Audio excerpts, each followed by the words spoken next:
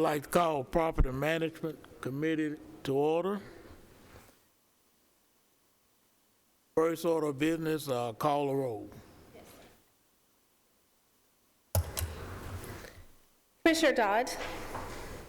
Commissioner Davidson. Here. Commissioner Wilson. Here. Commissioner Phillips. Commissioner Irvin. Here. Commissioner Johnson. Present. Chairman McAdoo. Here. Thank y'all. Next, approval of minutes, Commissioner Johnson. Thank you, Chairman. I've reviewed the minutes and found them to be in order, and I move to approve as mailed out. Motion and second. All those in favor? Next, public comments. We do not have any tonight. Next on the agenda, TDOT right-of-way acquisition of county property at corner of Thompson Lane and Siegel Road. Mr. DeMasi.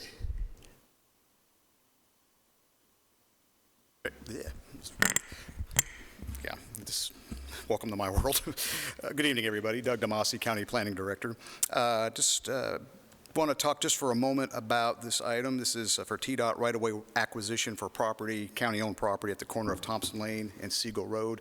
As you are aware, TDOT is going to be undertaking the widening project of Thompson Lane to 5 lanes, the entire stretch from, I believe, Northwest Broad out to Memorial Boulevard.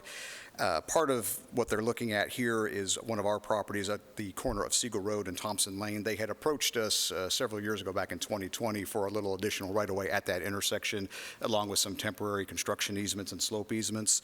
Since that time, they have made some tweaks to the plan, and they are proposing to add a little bit extra right-of-way on the Siegel Road side, especially on the Siegel Road side, to put some turn lanes on the Siegel Road going on to Thompson Lane, along with some additional slope easements and temporary construction easements. On your iPads, you'll have a couple of, well, 4 documents actually. One is the original 2020 plan. The second is the amended plan that we're presenting tonight, showing the additional right-of-way and slope and temporary construction easements they need. And then also you'll see the approved offer compensation sheet. Bottom line, they are looking to and are requesting that we, that they give us the amount of $23,400. You can see how it's broken down, a little over $12,000, almost $12,500 for the fee simple land, a little over $1,600 for the slope easements, and then $3,600 for the temporary construction easement, that's TCE. And then you see under there is about $5,600 for landowner improvements. That's for 5 existing trees on the property. So that's what they're asking for. We've discussed this amongst staff with the mayor's office. We think this is a fair offer, and we'd be happy to answer any questions. Any questions?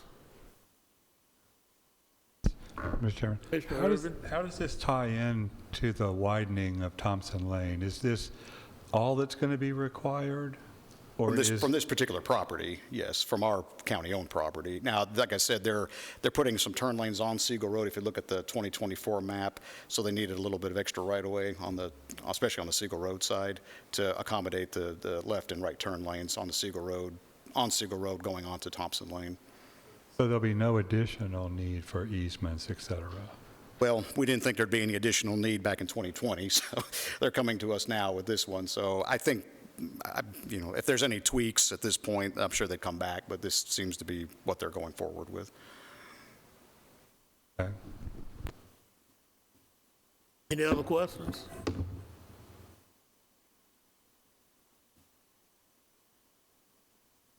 Need a motion to this effect?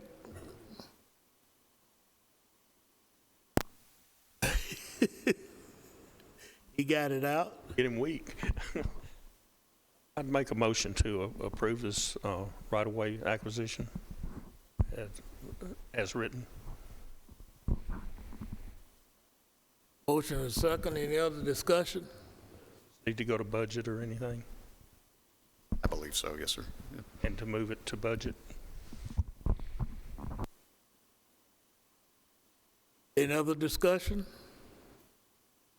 I call the roll. Commissioner Dodd. Yes.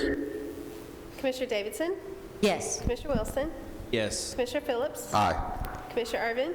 Yes. Commissioner Johnson? Aye. Chairman McAdoo? Yes. Thank y'all. Thank you. Chairman, may I ask Doug a question about that job?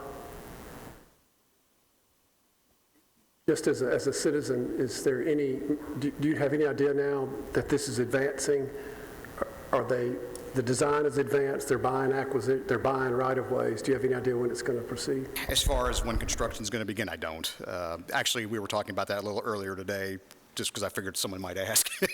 But yeah, we're not really sure. This part of the project can take some time, so. Welcome. Any other questions before Doug?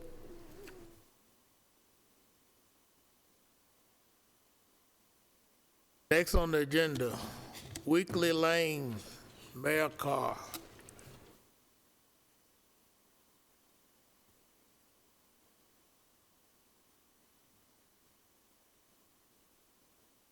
Doug, I'm going to raise this just a little, if that's okay. Thank you. Thank you, Mr. Chairman. Item 4 on the agenda is the proposed site work for various projects and future projects out on Weakley Lane, including, but not limited to, proposed EMS station. And I'm going to have in a minute, if there's no objection, Mr. Chairman, if you'll bring Adam Dodd up, he can explain some of these details. But the project is all the site work for the future EMS station on Weakley Lane, the site work for the proposed forensic center, the site work and grade work and final parking for the clerk's office, Ms. Kroll's office. She's out of parking. And also, after consulting with Bart Klein and Adam, there is, I believe on your sketch, you'll see a blue box, and that blue box is a proposed, since we want to do all the site work at once because the county can save anywhere between $500,000 and $1 million by just getting the site work done. We're trying to, this is going to be the campus for North Side administrative offices because of the growth we've all know the county's experienced in Smyrna and Laverne. We're trying to decentralize things a little bit, and so we want to meet the needs of Smyrna and Laverne. So this 17 acres is quite honestly going to be dedicated toward what the commission and the mayor's office identified as needs of those particular parts of the county. So that blue box is unidentified. It's for future use. But what I'm recommending and I'm bringing forward the committee is the idea, let's go ahead and do all the site work necessary now, save anywhere between $500,000 and $1 million on site work by getting it done. And then when we as a body determine when we're going to use that, it'll be available for use. And if there's no objection, Mr. Chairman, I think Adam can help explain some of the details. Director Dodd, will you? And of course, I'll be glad to answer questions as well.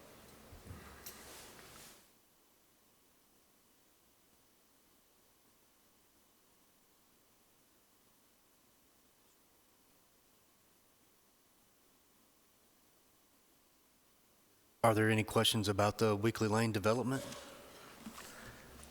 that the mayor hasn't gone over? Just one particular quick question. We're just talking about, in essence, improving the site for future development.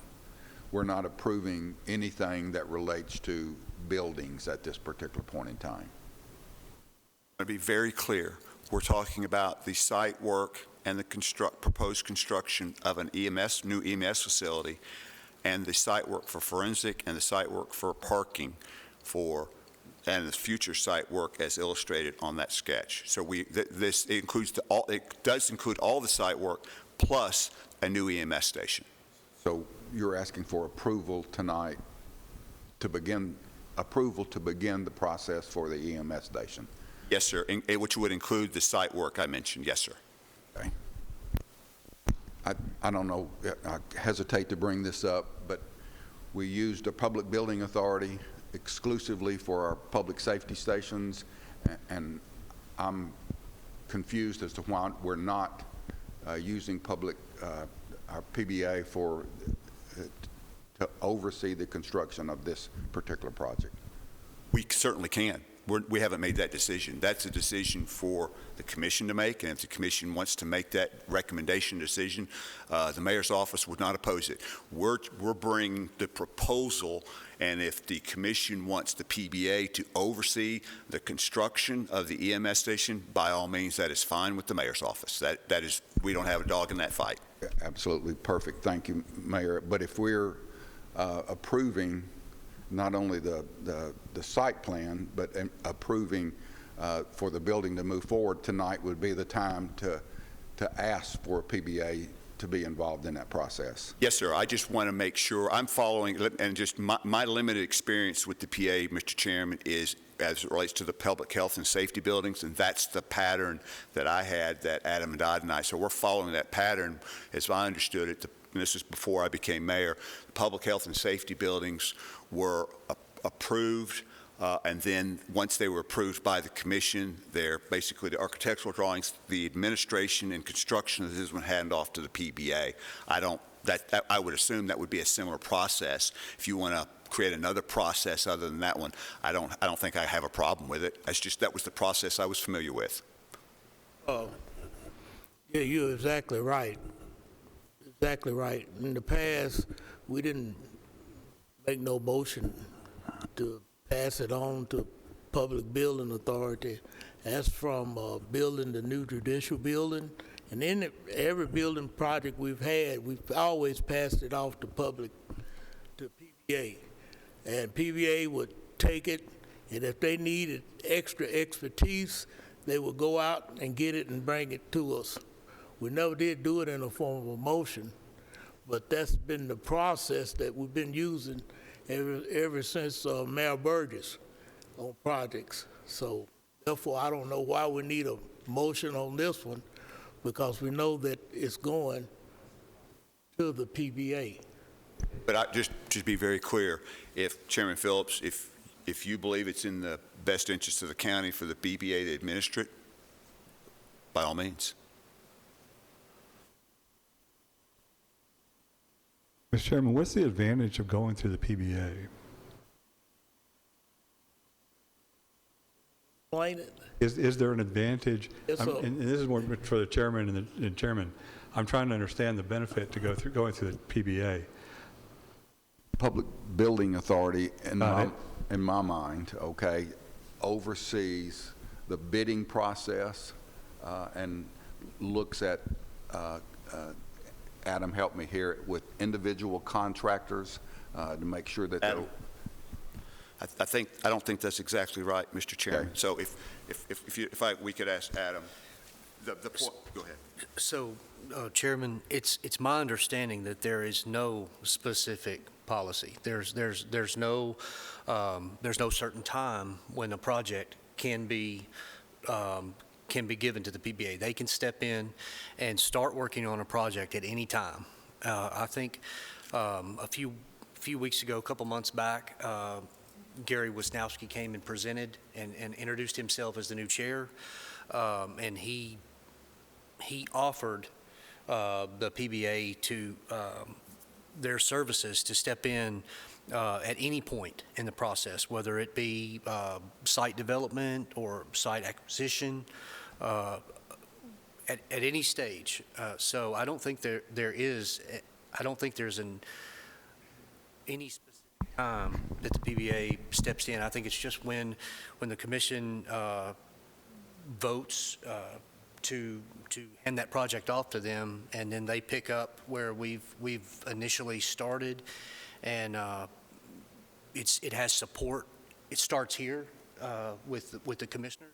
At that point, as far as I know, we can send it over to them at any time. So I think the commissioner's question was, what's the purpose of the PBA? What purpose do they serve? Actually, it's more like, what value do they add? I'm trying to make sure. For the mayor's office, for the mayor's office, especially on the projects like the public health and safety buildings, where they were all very, very similar, except for the site they were located on. There was no reason for the mayor's office to oversee that. As a matter of fact, that was dedicated bandwidth that we didn't have, that the PBA had, and it worked out really well. It did. And I would expect, quite honestly, a similar situation with the EMS buildings, because what Brian Gaither, Director of EMS, is trying to do, he's trying to come up with a similar concept to the PBA buildings that he is with EMS. In other words, we have this blueprint of how we want to, throughout the county, replicate these EMS stations. In my mind, Chairman, that is perfect for the PBA. Every now and then you get into a very specific and unique type, not often, but every now and then you get a unique, specific type of construction building where it may not be suitable for the PBA. I don't know what that would be example, but everything has an exception. But with regard to the EMS station, I think the PBA, that's the purpose of it, to be quite candid. And why would you ask the mayor's office to do it when we already have a committee set up to do that exact type thing? So if you're recommending it, I would say yes. Now, does that answer your question? So I can only tell you what the benefit would be to the mayor's office. It would relieve us of the responsibility of overseeing it, which would be, depending on the project, might be significant. There would be an allocation of a certain amount of resources in a, I want to use cookie cutter, but it's not quite what it is maybe, but it's kind of sort of along those lines, so that other resources, county resources, don't have to be devoted to it. Is that the value that they bring? That's what I'm hearing. Right. So in the case, let's assume if we were talking about the forensic center, would the forensic center be something we would want to put on the PBA? That would be a little bit different conversation in my mind, because it's very, very unique, and we have already determined that it's going to be a CMA at risk, and the project manager on that particular potential project is very familiar with labs and the intricacies and the uniqueness of building a lab, which is unlike anything else. So the PBA potentially might not be as suited for administrating that job as maybe a project manager with the contractor that has familiarity with that. But that, again, that would be the decision up to the commission. And if the commission wanted to get the PBA overseer of that, we wouldn't object either. We might disagree, but we wouldn't object.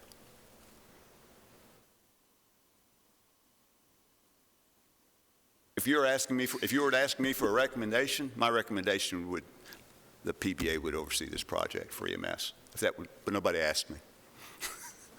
Commissioner Irvin, did that answer your question, or you need some more information? Or?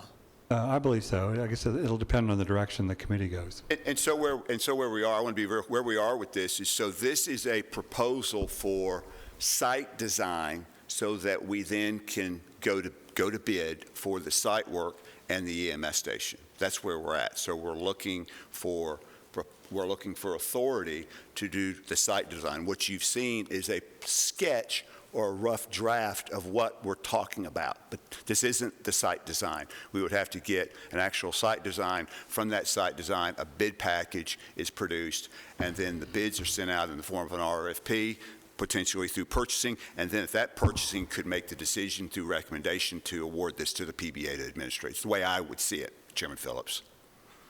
One way. Is the threshold question whether or not this goes to PBA, and then it just goes there at our direction, and then we don't do anything else tonight with it? No, sir. It would have to, from here, just like it left public safety, it's going to budget, because we've got to arrange for the financing. PBA doesn't do that. They regulate that, the expenditures that have been appropriated by the county commission. So I think once it goes to the full commission body, in my mind, Adam, help me out here, once the money's appropriated, at some point in time, if the body wanted to send it to the PBA, as Adam said, you could do that at any point in time along the way. Purchasing could send out the RFPs for the site work, send out the RFPs for architectural design work for the EMS station. We could even award that. Once it's awarded, we could then pick up the package and say, here's the package, PBA. We want you to administrate the construction of the facility and the site design. PBA was just a question asked, but we're following the same procedure on these projects. Bring up the project tonight. To continue, we will send the project to budget, and budget will send it on to the full commission. That's the way we have done it in the past. PBA was just a question. Am I correct? If I'm not mistaken, public safety recommended to send this forward with a positive recommendation to this committee and then to budget next week. But there was also some finances that were discussed. Are you prepared to do that tonight as well? I talked to Michael Smith. We got some clarity on that. Again, we had some excess funds left over from some of the PBA, the public safety buildings in Del Webb, and what Michael, he doesn't have a final number because Plainview's not completed, but he believes that number is going to be on or about 4.4 million. We believe that is sufficient money. Adam got some additional information this week. As you know, in public safety, we were in the 3.8 to 4.2, so we think we're closer to 4.2, which includes all the site work regarding the full campus, with including the EMS station. And so Michael's recommendation is, well, let's just take the whole 4.4 and move it there, and anything that's unspent, we can move it back out to another project. It's just easier for him to move the whole allotment than it is to apportion it. From what I understand from conversations, we can write a check. Yes, sir. And we don't have to put anything on debt service. No, sir. No taxes and no borrowing of money. We're not doing that. Commissioner Irvin? Could you outline what's included in the site work, just for my benefit and the benefit of the questions I will undoubtedly get in the next few days? Kind of. Sure. I mean, I see the drawing. Sure. And that's helpful, but just kind of an outline in terms of what's. Can we bring the drawing up of the site, please? Adam, don't go anywhere. In other words, I'm trying to get the extent to which site work means. Yeah, is there any way we can blow that up, Carla? I think you have it in front of you on a hard copy. So what you're looking at is the entire campus east of the convenience center. Okay, so the convenience center also sits on this site. This is approximately 17 acres. So the convenience center is due east or to your left of this drawing. To the north of this drawing is what's called a Corps of Engineer flood easement. It doesn't flood, it's just sometimes when the Corps needs to back up. So that's their flood easement. Now, we can build on that, but only parking space. You can't put a building unless we get and apply for an exception, which we can do because we've done before. And it takes about 12 to 18 months to get an exception. So that the area north of where we're talking about here would be available at a future date if we were to make an application. But what you're looking at here is you're looking at the park down at the south end, or the bottom of the drawing right there. You're seeing Ms. Kroll's area, and you're seeing to the left of that, or to the west, the new parking area, which is proposed. That is for Ms. Kroll. That's about 25 parking places. In addition to that, she's asking for some additional drive-through space and some queuing to help relieve some traffic pressure. So that is what the markup is in red that Michael Hughes has done. And again, this is all projections. This is what this is. This is sketching. And so what you see then, if you go north, straight north of that entire area there to the north, to the left of that yellow line is all the forensic center facility. That's approximately 15,000 square feet of the proposed forensic center. We're not talking about forensic center funding tonight. Just want to make that clear. That comes in about another month. To the immediate right, you see that blue box. That blue box is where Adam and Bart Klein, or Klein Associates, identified as additional potential building space for a future facility yet to be determined. So 2 years from now, 10 years from now, we don't know. But we thought, well, since we're going to develop all around that, let's go ahead and site develop the whole thing so it's pad ready. And then to the immediate north of that blue, you'll see the proposed new EMS station. So we're talking about the site work for that entire complex, plus the EMS station. Okay, site work plus the EMS station. Yes, sir. Okay, and the total cost for that was roughly 4.2? Yes, sir. That's an estimate. Okay, so that's the capital cost. What is the cost of maintaining plus EMS station operating costs? Steve, you want to come up here and help us with that? I think we're looking at 4 personnel for each EMS station. Would that be right?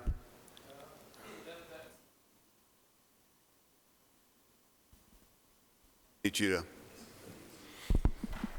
if you'll introduce yourself, please. Thanks. Art, the Assistant Director of the Ambulance Service. So the staff right now, I think initially it was going to be one crew. Initially one. Yeah, initially one crew, which would be 8 personnel for the 4 shifts. I'm sorry. Is it better? Okay, I'm sorry. So it would be 8 personnel for the 4 shifts. But the plan is to have it a 2-bay and be able to eventually possibly put, let me try again. Oh, all right. And expand it to having 2 ambulances run out of that station in the future. So for future development, it's the thoughts is to go ahead and build out to where you can be ready for 2 ambulances. So in terms of operating cost, initially and later, how much would that be annually? I don't know actually the cost of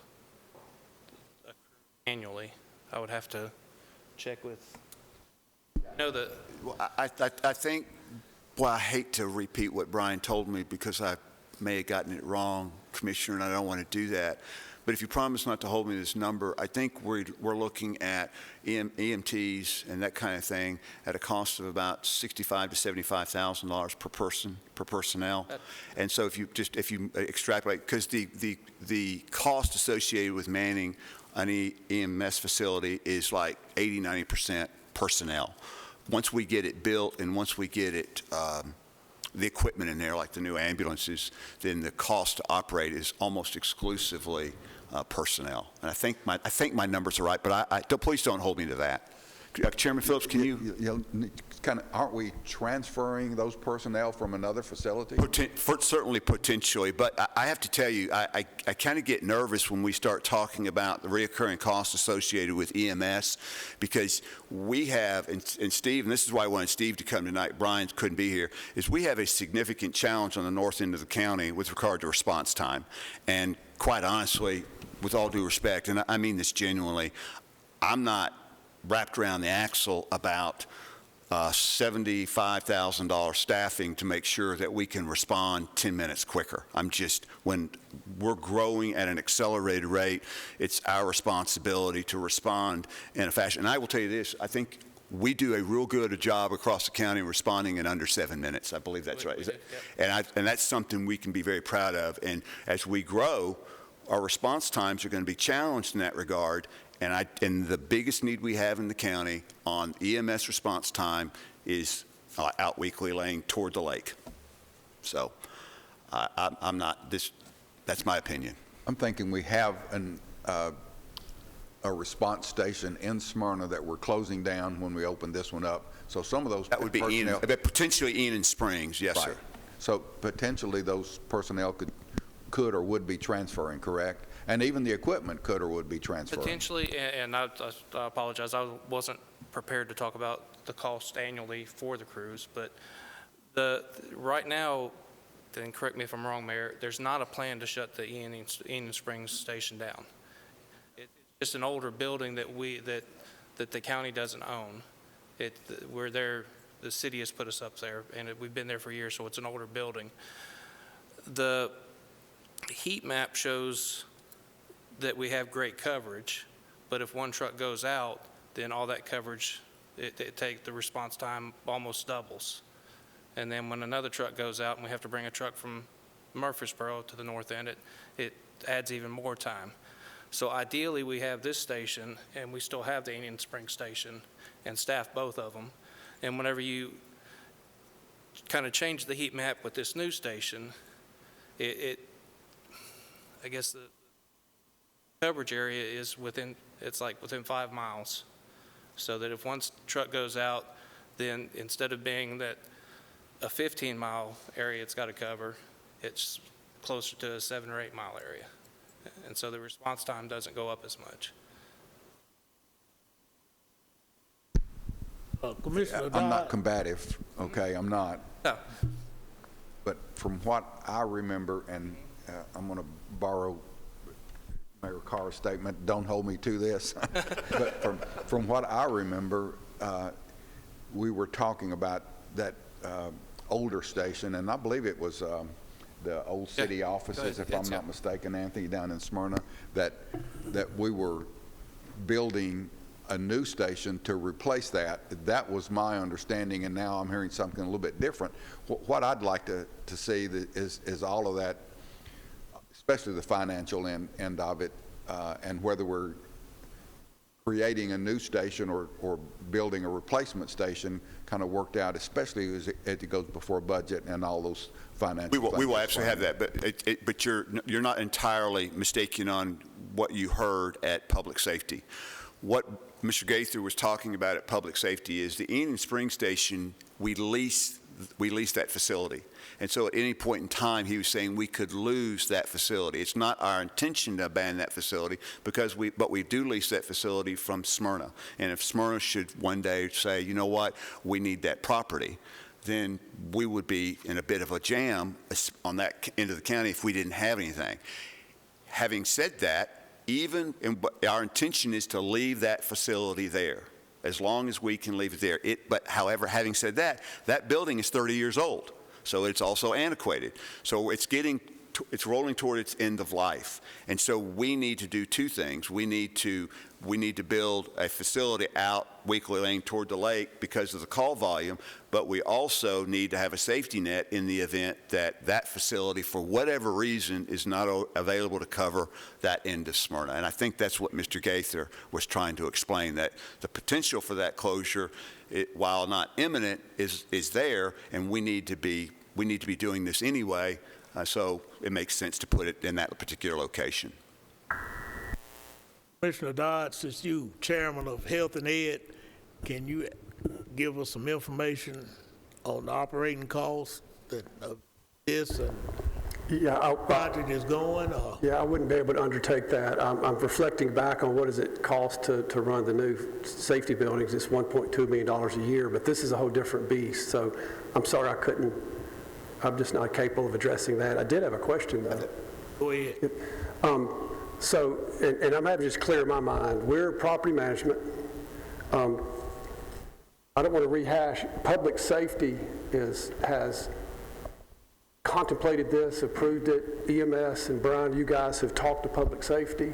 Public safety voted to, and Jeff Phillips may have been present. Public safety voted to forward this, to have a grading package, an EMS building, and a campus grading package.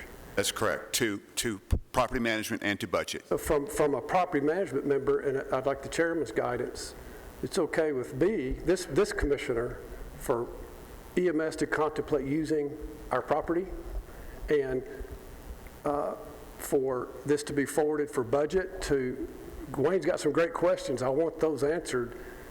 If we move this forward, it's our property. You can contemplate using it as long as budget asks the right questions at budget, as long as public safety's vetted the need and the purpose and the heat maps. I don't think we need to do heat maps at this juncture, but I want EMS to do heat maps, right? So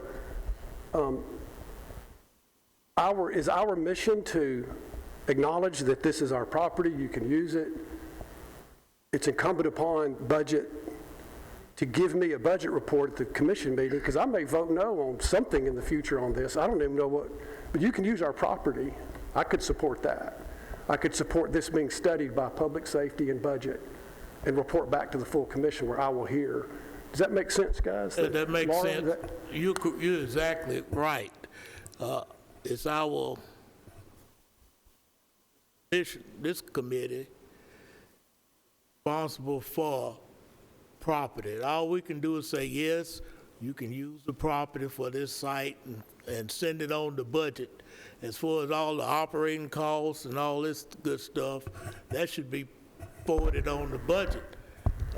All we're looking for tonight from this committee is a motion, second, that they can use our property for this project and move it on. Because public safety done their part, and our part is the property end, like you stated, And if we approve it, we'll send it on the budget. I agree with everything that you're saying, with the exception that we're approving the new EMS station, that we're approving the building of that station in addition to the site management. That's the reason for the additional questions. Okay, and then if I want Wayne's questions answered, but I think that might be most appropriate to answer at budget, but I'll need those questions. I can't forward this if he doesn't get his questions answered. He'll get them answered at a later date, and we may not fund this. You see what I'm saying? I'm not advocating for an expenditure. I'm advocating for the expenditure to be contemplated by public safety and budget. Is that a fair statement? If I could, two things. I appreciate the budget questions in here. And the reason I appreciate the budget questions in here is so Mr. Gaither and I can get the questions answered where they belong in budget. So you quite honestly, Commissioner, you do us a favor by giving us an opportunity to prepare. Indeed, if you have some additional questions that come up between now and budget regarding this, or even the full commission, it really helps us if you send us an email and say, hey, going back and thinking about the presentation, I have this question or that question. That way we can prepare. So I'm glad the questions are raised.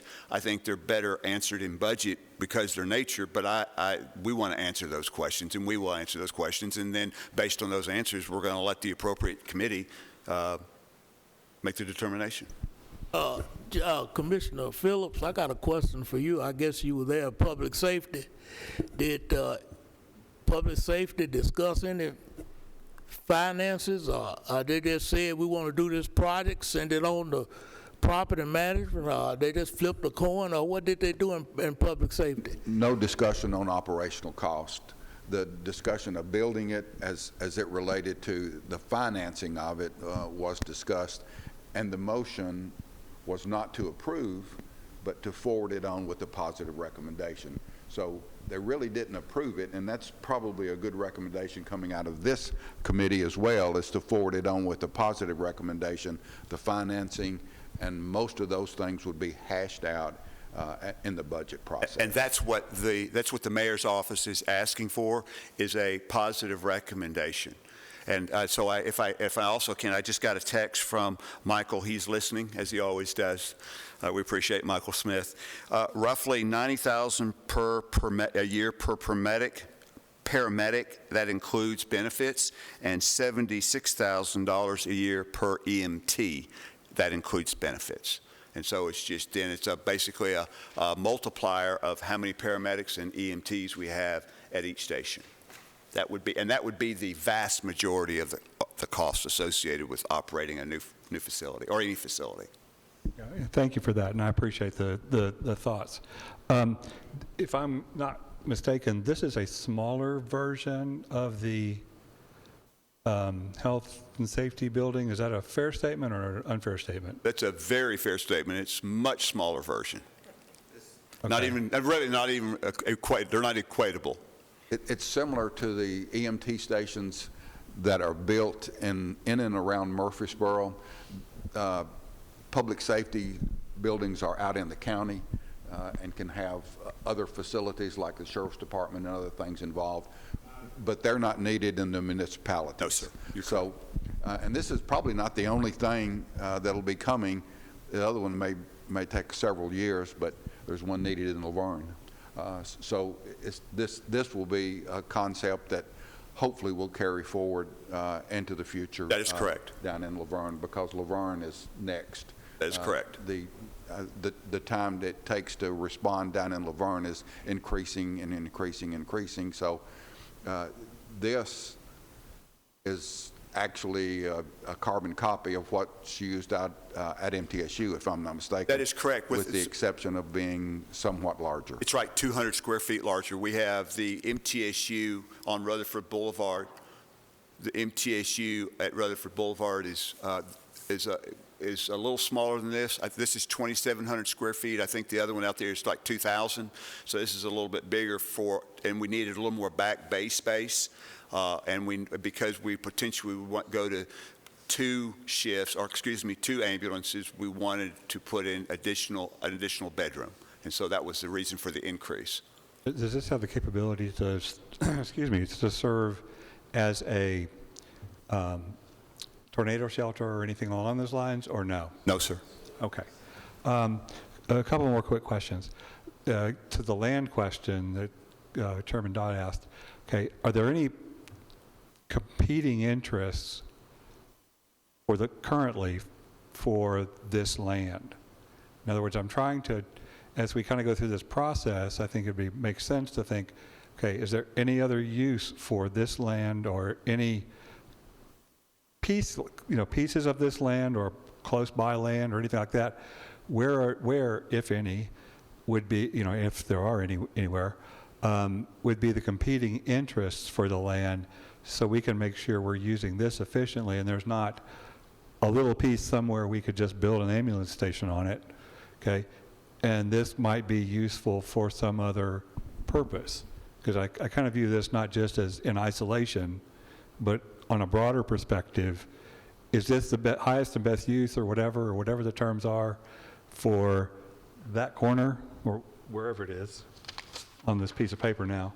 Okay, is this the highest and best use for this ambulance? Is that the highest and best use for that corner on that land? I don't know the answer to the question. And I don't know, maybe public safety or public works or whoever analyzed that already. And then the follow-on piece of that, and sorry to talk about money, but we'll talk about it very, very briefly, is this the best use for these dollars? From what I'm hearing, there is this would be probably the highest and best use for, similar to the health and safety buildings, picking up an EMS station or whatever would be the best use for these dollars. But I'm wondering, has anybody given that any thought? In other words, is there some other funding source? Is there some other approach that would save those dollars that are left over, it sounds like, from the health and safety buildings? Okay. Maybe this is the best use for it because it's immediate, there's a need, clearly.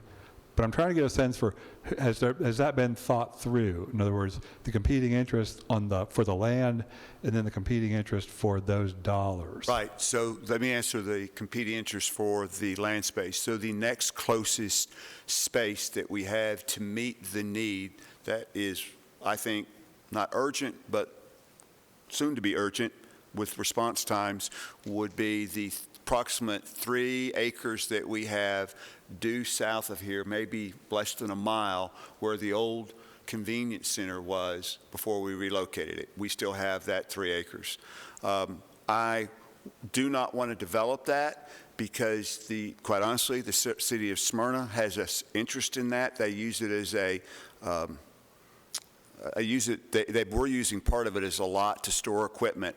And so we're holding on to that empty lot, quite honestly, because Smyrna's interested in it, and we have, as a county, have an interest in maybe doing some trading with a lot that may be available on the west side of I-24 that we need some additional expansion. So when these two were so in close proximity together, it made real sense to get on Weakley Lane toward the lake, and then the question was, do we build on the 3-acre lot or do we build here? If we build on the 3-acre lot, we use the entire lot without using the entire lot. So we only need an acre, but now you're getting tough to find what else you're going to do with 2 acres. So we're trying to use as much of this property, this 17 acres, as we can to benefit the county without using it up. And quite honestly, going to the convenience center, Bishop and I had this conversation, the setback of the convenience center from G Street is 171 feet. I don't know why we didn't set it back 100 feet or 75 feet, because we could have given ourselves a little more latitude for that property.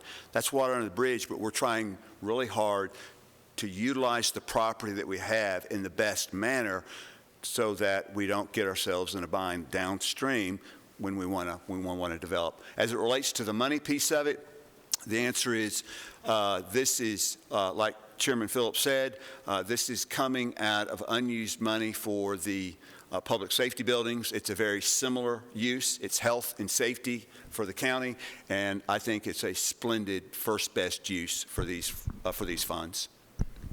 That the money's not, all of that money is not exclusively coming from savings from public safety. It's coming from our trustee's office and Michael's office as far as refinancing and doing some other things and creating additional funds. And they're to be really commended for their efforts in creating additional revenue for the county. You know, we talk about building schools and building schools and building schools, but there are those that are on the commission that thinks that public safety is as important to the overall population of Rutherford County than continuing to build schools. The need for additional deputies and police officers and EMTs is extremely high on a lot of people's future.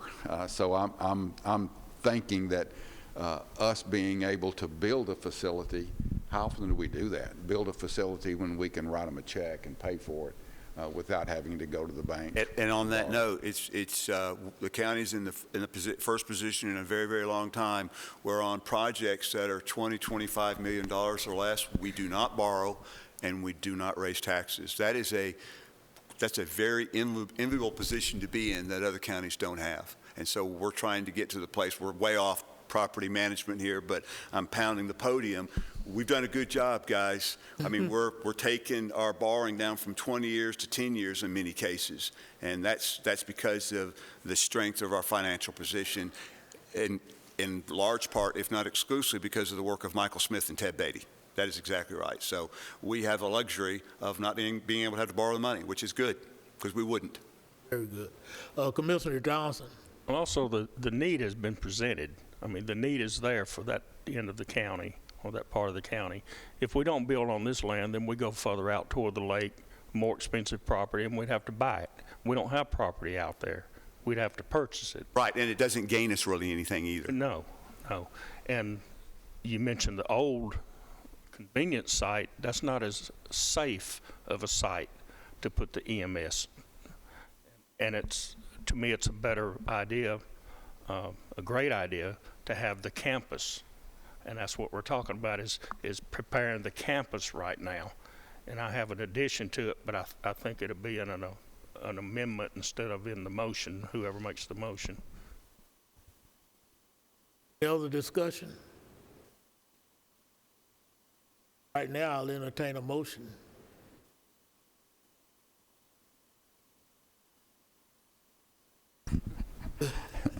I move to forward this to budget with a positive recommendation. Motion, do I hear a second? Second. Any other discussion? Yes, sir. Commissioner Johnson? Chairman, I'd like to make an amendment to that. I'd really like to explain it first, but that's not really the way you're supposed to do it.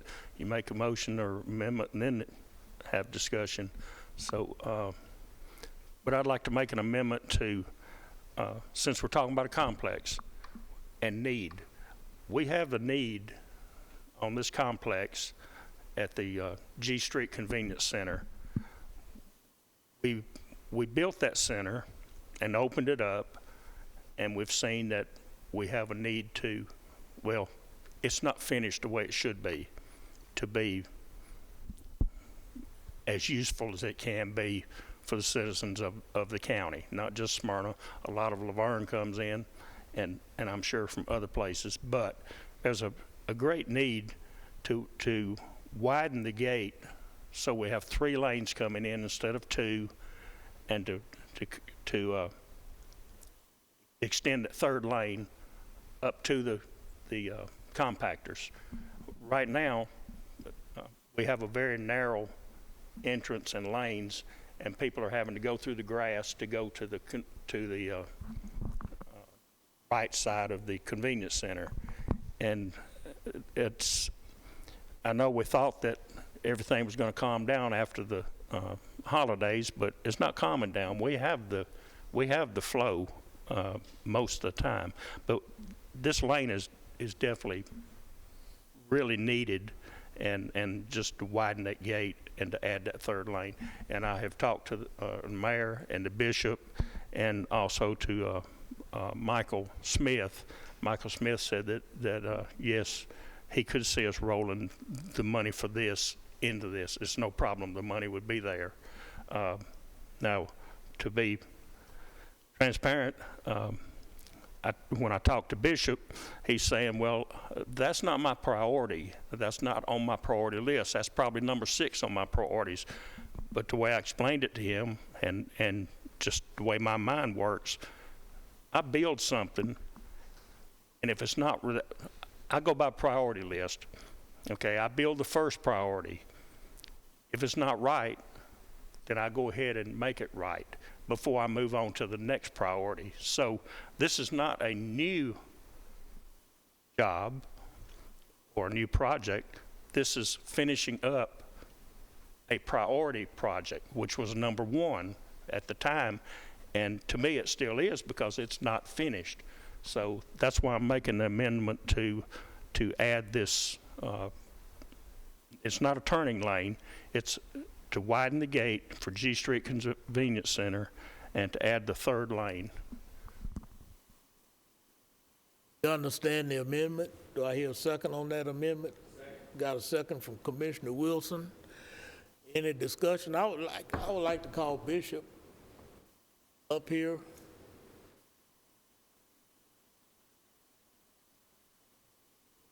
Bishop is over convenience centers. Maybe he can explain further what we're talking about. Hello, everyone. I'm Bishop Wagener, your solid waste director. So the proposal from Chairman Johnson is to widen the queuing road, and I apologize, I don't have any imagery to help you visualize what it is from the entry off of G Street onto the property. So I did discuss this with Chairman Johnson, and he's correct. I did tell him that of the priorities, we operate 14 county convenience centers in the entirety of the county, and as you all have watched, we've spent a great deal of time and money in the development of properties, and we are currently exploring even designing and placing another property on the northern side of the county to try to accommodate the populations that are there and are in need of service. So one of the things that our conversation did is it spurred me on to take a review of the existing operation, because you know, I get nervous when we talk about having to spend a bunch of money on something, which is probably why y'all still tolerate me. And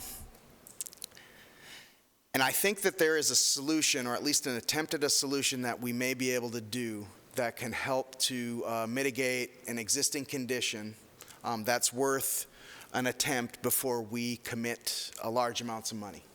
And that is simply, on the 2 other centers, what we have are secondary gates. And the 2 other centers, I mean the Leanna Convenience Center and the Convenience Center at Rockville. We have an exterior gate and we have an interior gate. And part of operations, part of the reason for a lot of the queuing issues that happens are because of the policy.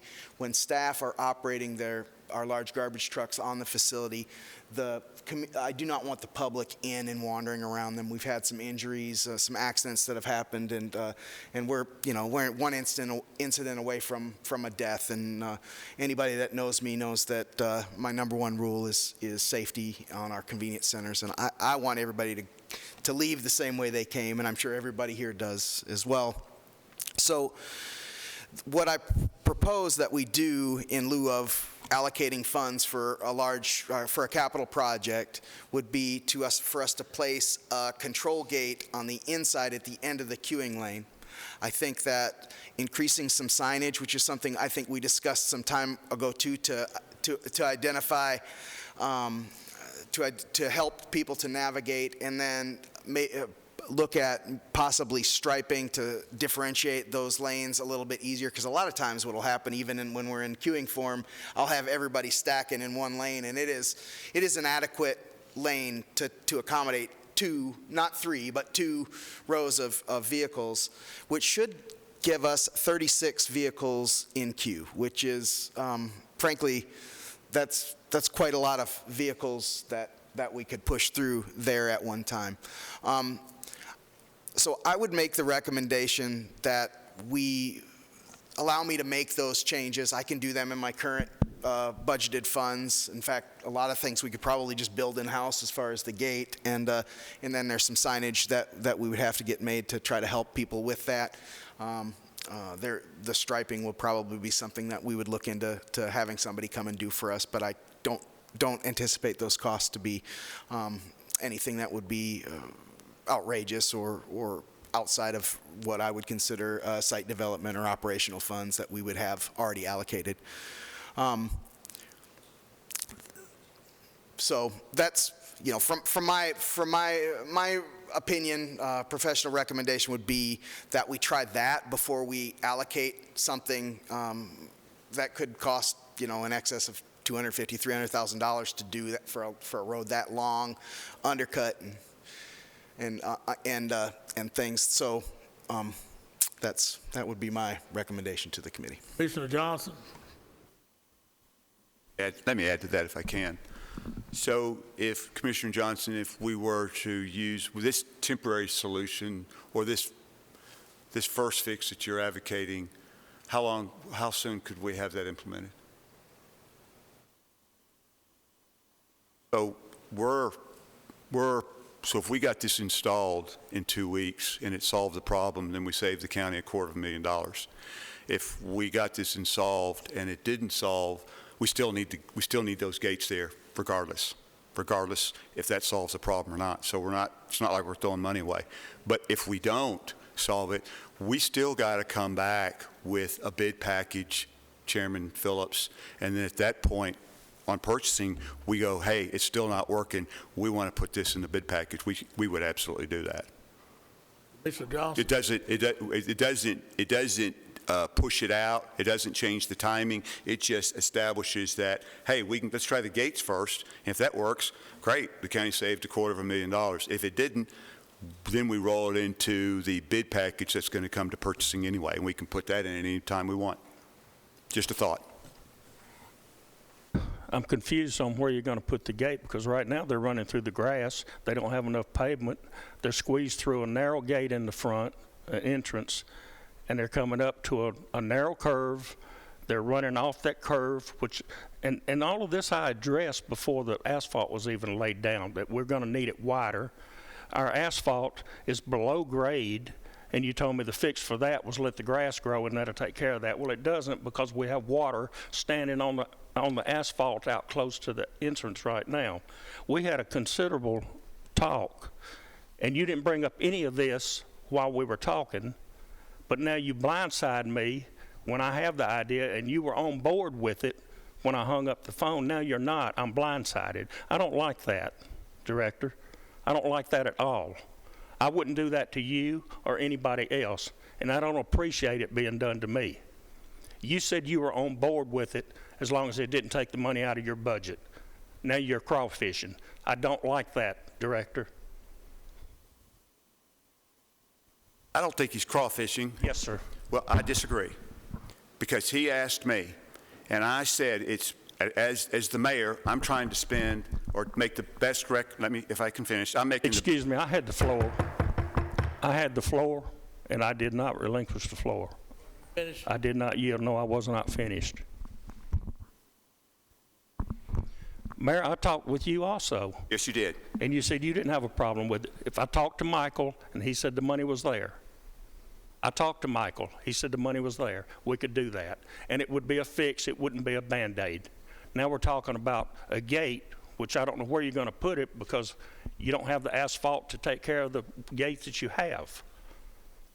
That's the problem I have. And I've talked to both of you, and you're both on board with it. I followed protocol. I didn't just bring it up in a meeting like some commissioners do to get the spotlight.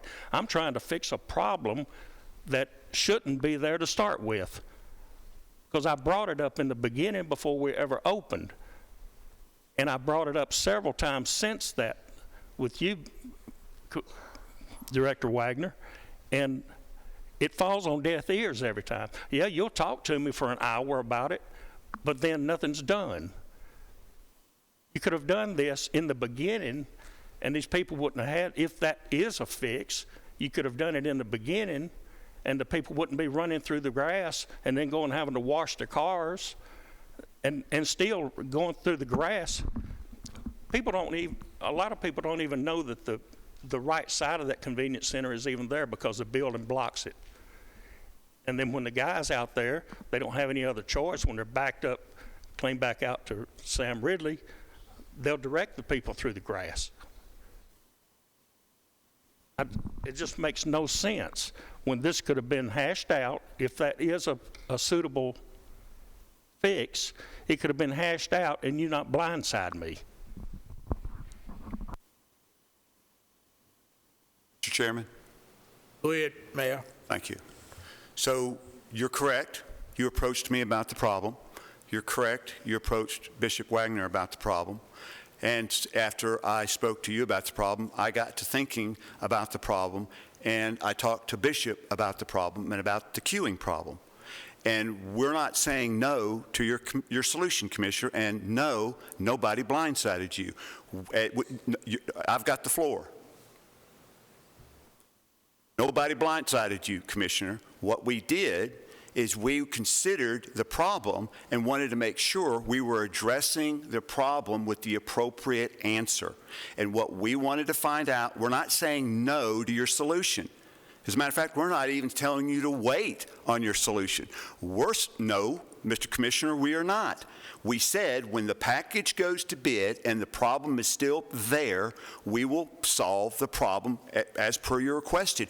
All we're saying is let's put up a gate and see if that works. If it doesn't work, Commissioner, then absolutely we would do that. I don't understand just because we have the money why we would spend the money when a cheaper solution would do the same thing. That's what I'm saying. I yield. Mr. Chair. Commissioner Johnson?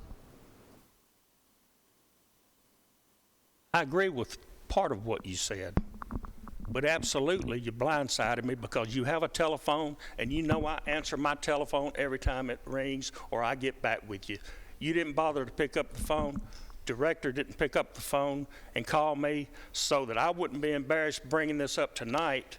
And then, yes, you blindsided me. You could have picked up the phone and stopped this. But that's the way it works up here. For the last 2 years, that's the way it's worked up here. A little over 2 years.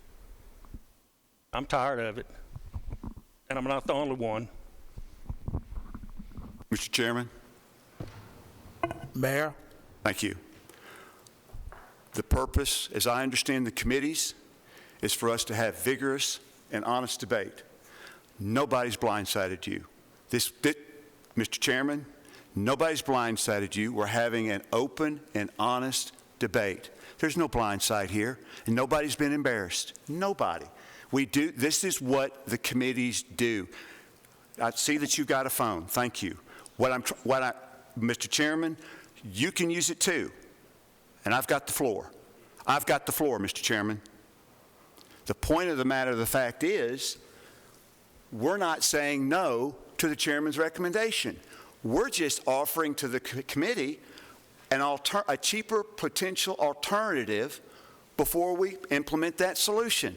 Why in the world would we not do that?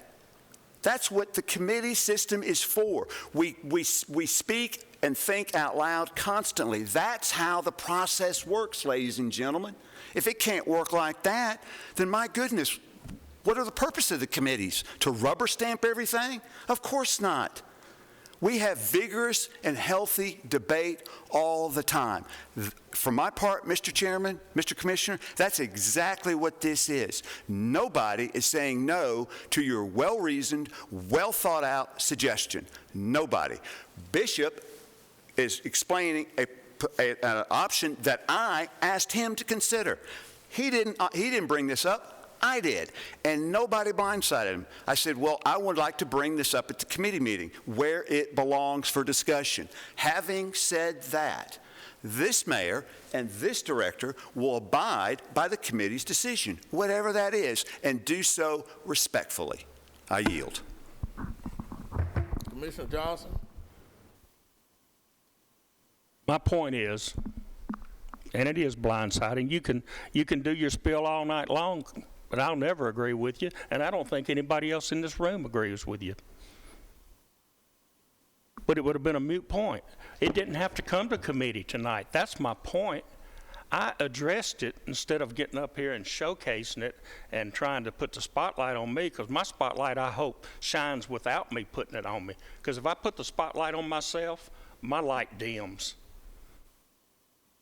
And so many people don't understand that. I want my light to shine on its own. And I brought this to the director, and I brought it to you, Mayor, and I brought it to our finance director. And that's the protocol that we do instead of getting up here and getting into something like this. All you had to do, yes, I used my phone, and I did use my phone. I called both of you, and I called Michael, and I don't have a problem. Michael didn't do anything. But yes, y'all blindsided me by not picking up the phone and calling me, because I did use my phone. You didn't. And yes, it is blindsided. I don't want to hear that it's not, because that's an untruth. Committee, we have an amendment on the floor.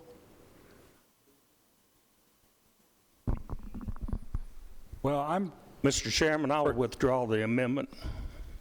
Amendment been withdrawn, second been withdrawn. So we're back to the original motion. Do everyone understand the original motion? Don't need it read? Not? Call the roll.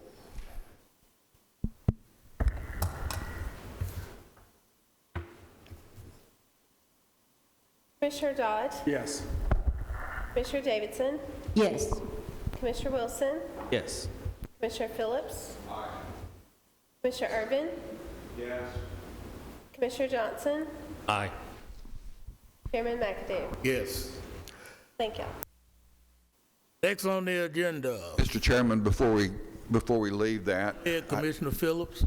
I'd like to make a motion or a recommendation, a recommended motion, that we forward this topic on to Public Works, which meets next Tuesday night, for an explanation of what, a visualized explanation of what the possible solution or alternative solution that the mayor's office and Bishop Wagener have, instead of the motion that Chairman Johnson mentioned. I'd like for that to be presented at Public Works next Tuesday so that we can visualize what their alternative is. Second. The motion Second. got a second, Commissioner Johnson. So in other words, this that was brought up tonight will be forwarded back to Public Works? Only on their solution. Only on that, okay. That's right. Addressing their solution, not what I brought up. Only, yeah, that's, Yes. And I want to add, I wasn't trying to bypass Public Works. I didn't know that the complex was coming up tonight, or the campus, previously, for our last Public Works, or I brought it up. But I brought it up tonight because we were talking about, and I was told by the mayor, yes, bring it up and we can roll it in. So you can't roll it in if you don't bring it up. So that's why I brought it up tonight and didn't address Public Works with it. And forgive me, Public Works members, if I misstep, but I assumed that we would be in agreement. And this wasn't the stopping point. I would have brought it back up again at Public Works Tuesday night. any other discussion? One understand the motion? Sorry, I missed the motion. I'm sorry. The discussion that we just had on the convenience center down in Smyrna, that we forward the suggested alternative from the mayor's office and Bishop Wagener to Public Works for a visualization of the alternative to widening the road there.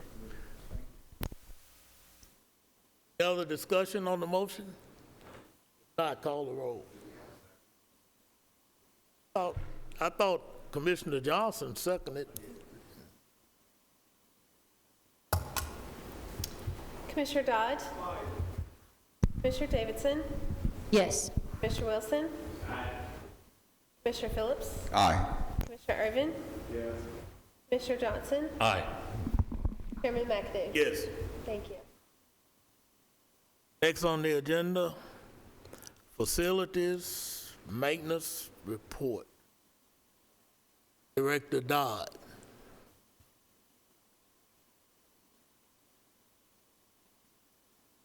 Good evening, Commissioners.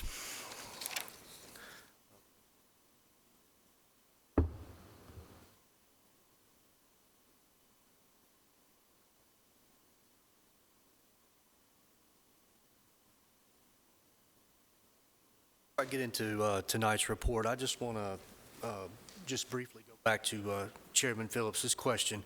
I apologize, I misunderstood it. I heard multiple questions during that discussion, but in addition to the policy regarding PBA and when they take on a project, to be specific, the PBA offers additional oversight over the project. So they offer additional site visits. They vet the GC's work, they vet the architect's work, and they vet all the pay apps, to be specific. Adam, if I'm not mistaken, they also look at any change orders and those kinds of things too, to make sure that they're on budget and within the proper authority that we've given them as far as budget, those kind of things too, correct? You are exactly correct, Chairman, and that is part of the pay application process. And ultimately, to make sure that these projects are on time and on budget. So I'll start tonight's report off with the recovery court. This project is ongoing. The demo remains at 90% complete. Site work and grading are ongoing at 50% complete. The termite treatment and application letter is now complete. The concrete footing, the slab on grade is now complete. Various building materials have been delivered to site. Exterior stud wall framing is ongoing.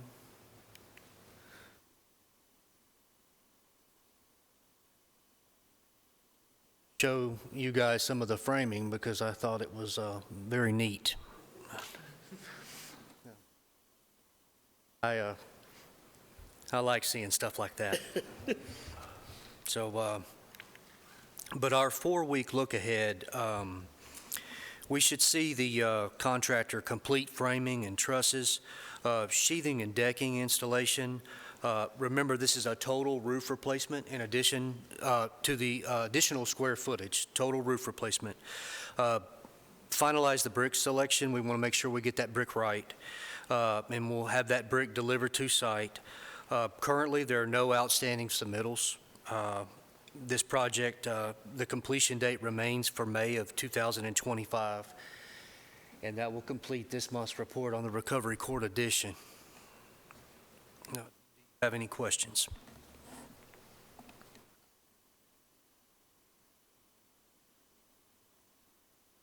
Correct, sir. Over now to the Plainview Public Health and Safety Building. Site work is ongoing. It's at approximately 50% complete. CMU block work is ongoing. We're roughly 90% complete. Hollow metal door frame and embeds are now complete. In-wall plumbing and electrical rough-in pertaining to the construction schedule are complete and have passed inspections up to this point. The water and damp proofing are 90% complete.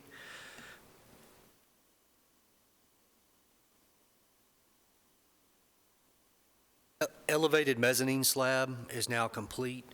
Light gauge stud walls are now ongoing. Exterior stone veneer is ongoing, approximately 60% complete. Our 4 weeks look ahead, CMU block work completed. We should get final MPE rough-in and inspections above mezzanine.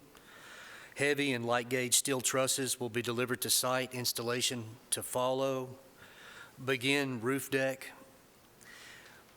Heavy timber and column set, you can see the piers there and the brackets.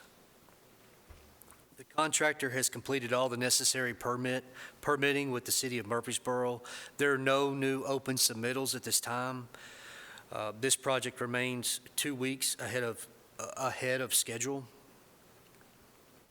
That completes this month's report on the Plainview Public Health and Safety Building.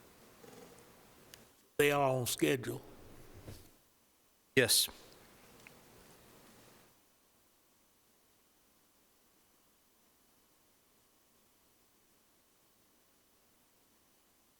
Just a clean, everything looks so good, guys. It's just a clean site. Everything about it is looking great right now.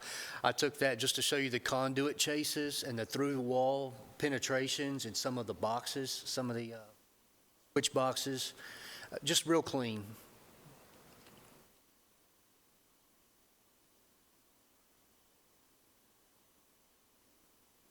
All commissioners have toured. You've toured all the public health and safety buildings. You've been in them. This was an addition building, so we went in and added the knock-in doors in the dorm rooms. So originally we had the curtains installed. If you remember, we had it was more of an open concept with the curtains. So in this building, we went back in, and the architect had drew. So now they'll have doors in this in particular building in the living quarters. I wanted y'all to see that. That's all I have this month for the Plainview location. Any questions?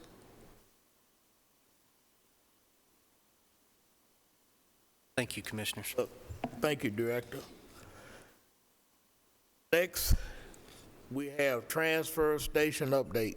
Director Bishop Wagener.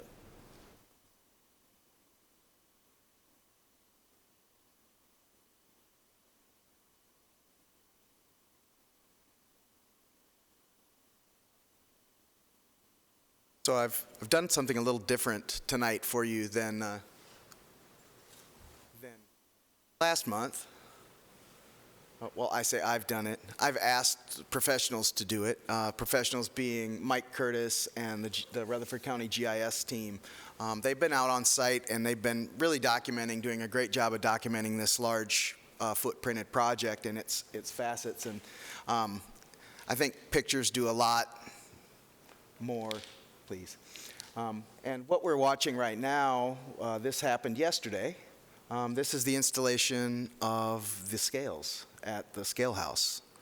So there are 6 complete panels there. They interlock on the preformed footings that are placed there, and they're placed by crane, as you can see.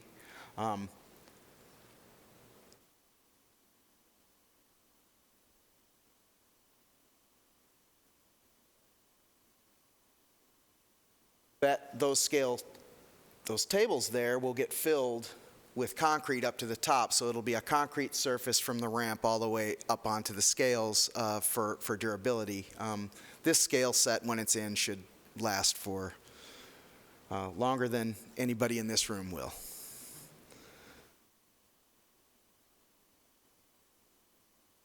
You can see kind of while we're watching the scales get put in, you can also see that the drainage areas are dressed out. The straw is covering them. They've been seeded, and they're ready for spring.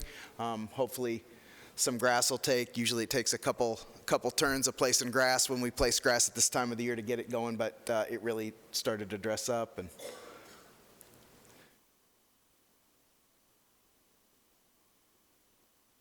where Mike started flying around the site and we get to see the larger picture of the site. When we get into this section here, we're going to see the transfer station in its progress. I'll give you a little words on that. The roof is installed, and 3/4 of the siding is installed around it. All of the concrete for the structure is poured and in place. Scale house building and the office building have been painted. The exterior doors are installed and the locks are in place. They're still awaiting the windows. I think there was a little delay on getting the windows set in, but I'm assured that is happening. When this was taken yesterday, they were pouring that large portion of concrete that's on the edge of the opening of the scale house. You can see the 5 bays there in the completed roof. The area that's the light gray concrete, that's where the big trucks that's the turning apron where they'll turn around. That's 2-foot thick concrete there. They back into those bays and they dump the waste, and then equipment inside of the building will grab the waste, and we're going to fly around the back side of the building.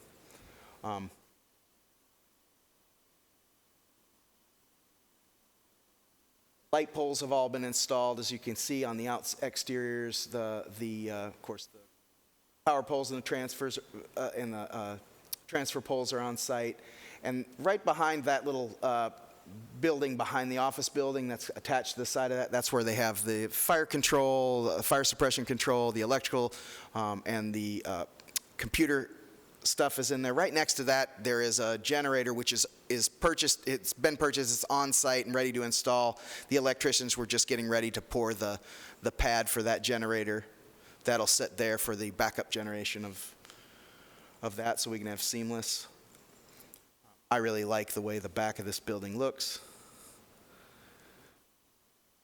That area at the top is always open to allow flow of air through the facility. There'll be some grating that's put up there to keep any materials from potentially flying around and going out but it allows that air to flow so it doesn't.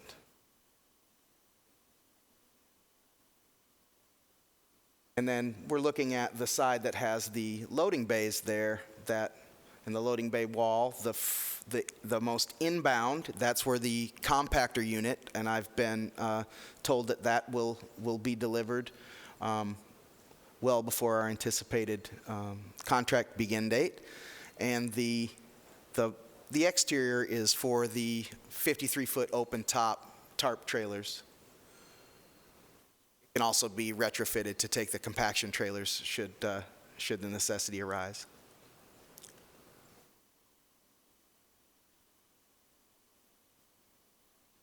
So pending good weather and warm weather, they're going to continue to pour the concrete steadily around. I think the pour plan is to continue to pour around the scale house building up to the road, down where this concrete truck is coming, and then finishing out down this area in the middle.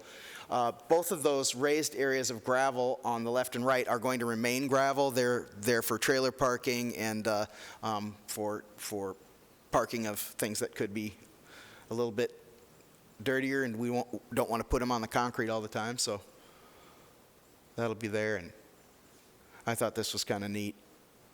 He's going to go over to the corner, start pouring some concrete. I think Mike thought it was neat too because he followed him all the way in to do it. But I just want to use this time too to thank the OIT staff, the GIS team over there, and everything that they've done to try to help document this project, and to remind you all that this is a really wonderful group of folks that we have out there, very talented, and this is just one of many things that they do for us in the county. Data management and calculation, all kinds of things that they've helped me with. Disaster debris location during the Reedville tornadoes. They were there with us for that too, so good team. Questions?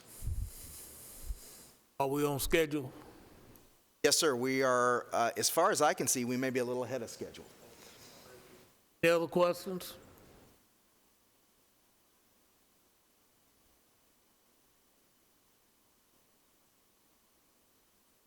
Do I hear a motion on this report?